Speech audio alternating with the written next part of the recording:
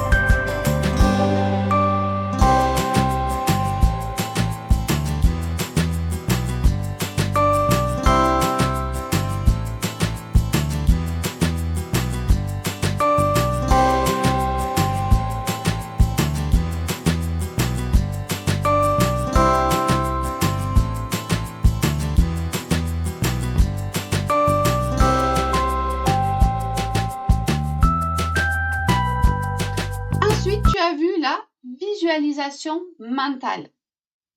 Alors, la visualisation mentale, ça consiste à te créer des images dans ta tête pour retenir les informations, pour retenir des mots-clés. En fait, cette méthode, elle ne convient pas à tout le monde. Si tu as l'habitude de penser en images, alors cette méthode est totalement faite pour toi. Par contre, si tu n'es pas du tout visuel et que tu n'arrives pas à t'imaginer des images dans ta tête, cette méthode, elle ne te convient pas, c'est pas la peine d'insister, laisse tomber. Par contre, tu vois, moi qui ne suis pas du tout visuel, donc je ne me sers pas de cette méthode. Par contre, quelquefois, si j'ai vu une image hors du commun qui m'a vraiment impactée, alors là, cette info, c'est sûr, je la retiens. Donc, quelquefois, même quand on n'est pas visuel, la visualisation mentale peut vraiment être un gros atout pour la mémorisation.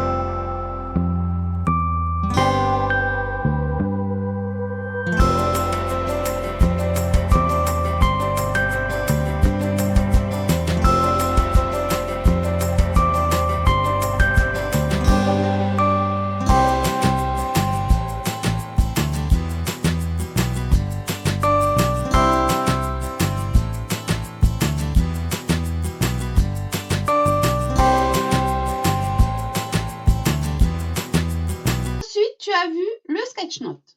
Alors, le sketch-note, ça combine mots-clés et illustrations pour rendre les notes plus visuelles et mémorables. Alors, cette technique, moi, j'ai voulu te la présenter parce que je trouve que c'est une technique pour les personnes qui sont visuelles et les personnes qui aiment dessiner. C'est une technique qui va vraiment les aider à prendre des notes et à mémoriser. Mais tu vas pas pouvoir souvent t'en servir parce que les profs préfèrent que tu écrives tes cours comme eux, ils ont envie que tu l'écrives, en linéaire. Et,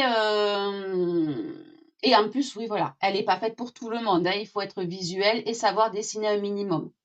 Mais si tu es visuel et que tu sais dessiner et que tu aimes dessiner, tu vas peut-être, hein, essaye, tu vas peut-être pouvoir t'en servir avec des profs qui ont l'esprit ouvert et qui acceptent que tu prennes des notes à ta manière.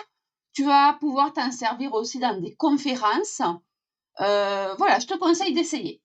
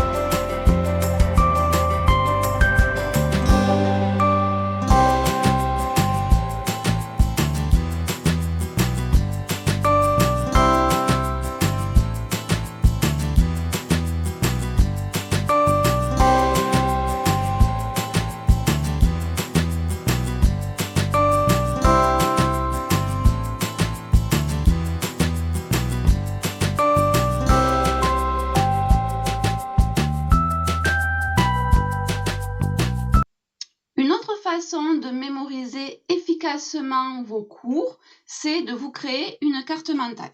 Alors, qu'est-ce que c'est qu'une carte mentale? Une carte mentale, c'est un peu comme une fiche de révision, comme on a vu dans un premier temps, sauf que ce n'est pas linéaire. Ça se fait en 360 degrés. Donc, je vous montre par exemple, voilà, la carte mentale d'une de mes formations « Hacker votre cerveau ». Donc, je ne sais pas si vous voyez bien. Donc là, au milieu, c'est le sujet principal, comment mémoriser facilement et efficacement. Et après, il y a, ça part dans différents sens, mais en 360. Et ça crée des connexions avec d'autres bulles. Donc en fait, les cartes mentales, ça fonctionne comme notre cerveau. Dans notre cerveau, nous avons des neurones qui sont des noyaux et qui sont connectés, vous voyez là, les connexions, à d'autres neurones. Et à chaque fois que nous apprenons, ces neurones créent de nouvelles connexions pour se connecter à d'autres neurones.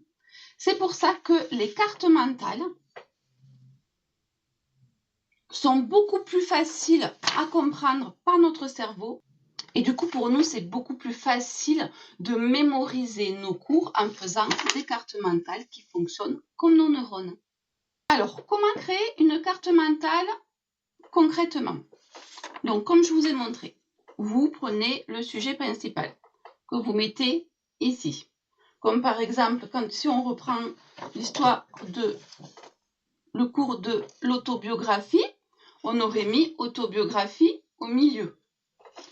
Et après, il avait mis l'autobiographie selon Chateaubriand. Donc, on aurait fait un trait, la connexion, selon Chateaubriand. Et après, on aurait mis tous les mots-clés selon Chateaubriand. Par exemple, selon Chateaubriand, c'était l'autobiographie donne une satisfaction. Et là, on met satisfaction. L'autobiographie, c'est une capacité d'analyse, et etc. Voilà. Alors, dans une carte mentale, vous pouvez mettre, comme ici, vous voyez, j'ai mis les mots-clés et après, j'ai mis des dessins qui représentent les mots-clés. Vous pouvez mettre beaucoup plus de couleurs. Le plus important, c'est que tout votre cours contienne dans une seule et même page. Comme ça, vous le voyez d'un seul visuel. L'important, c'est de laisser votre imagination fonctionner et c'est de prendre plaisir à la faire. La carte mentale, elle est pour vous. Donc, il faut qu'elle vous plaise à vous. Je vais vous montrer un autre exemple de carte mentale pour vous montrer que vraiment, on peut faire marcher notre imagination. Donc là, vous voyez, il y a quand même, ça tient sur une seule et même feuille. Il y a le sujet central au milieu. Donc là, le sujet central, c'était mémoire d'apprentissage et stratégie d'apprentissage. Les connexions qui partent de mémoire d'apprentissage à tous les mots-clés qui font partie de ce cours-là. Les connexions qui partent en stratégie d'apprentissage à tous les mots-clés qui font partie de ce cours-là. Et à chaque mot-clé, vous voyez, on peut ouvrir un accordéon où c'est expliqué un peu dedans. Donc là, c'était par exemple les 3 différents types de stratégies de mémoire. Et là, c'est expliqué. Vous de faire marcher votre imagination et de créer vos propres cartes mentales.